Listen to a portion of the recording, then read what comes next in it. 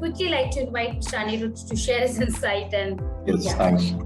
Thanks, Ekta. I could not agree, could not agree even more to what Viral and Harsh and the group was trying to say here.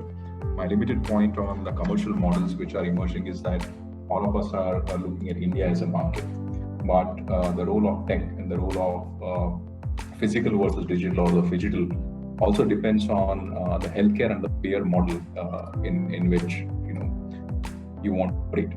So the BU which I am part of, we are present in about 50 countries, right? And we see a lot of variation in adoption post-COVID.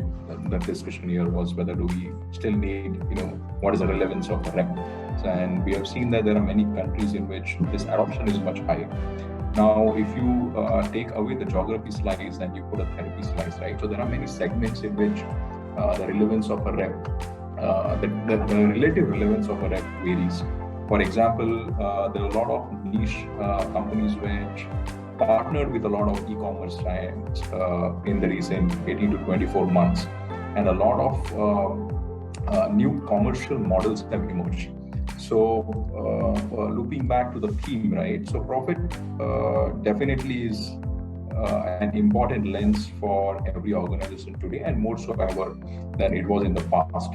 So what has happened is post-COVID, a lot of governments have got their lens on healthcare as a sector even deeper, right? So access to public and therefore cost efficient has been a theme to which runs across governments of any scale and magnitude. What that means in turn is that it pushes back the manufacturers and the larger healthcare providers to focus on improving their processes.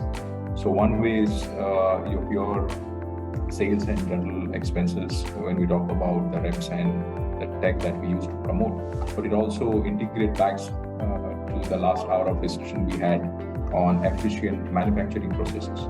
And more so, I want to touch about efficient supply chains here, right? Because having agility in supply chain systems, if you want to cater to all of these countries at a cost which was lower than yesterday, when your procurement cost is going up, and after compounding the forex.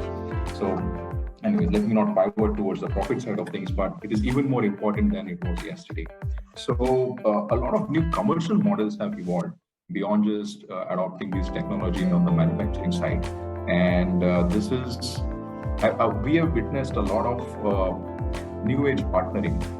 So historically, you would think of any classical pharma to pharma deal where you in-license, out-license product, or you partner in a specific region for a specific therapy. But these days, you see a lot of partnering with pharma companies, with tech companies, to co-promote a product, right? At least in some of these geographies which have a slightly more evolved healthcare model as compared to India and APAC. The second part is the whole evolution of e-clinical space, right? So we spoke about manufacturing, we spoke about some of these regulatory spaces, but historically a huge chunk of the cost also comes from the trials that the companies invest in, and e-clinical trials and the adoption of those amongst the big pharma. I've seen a huge uptick in that.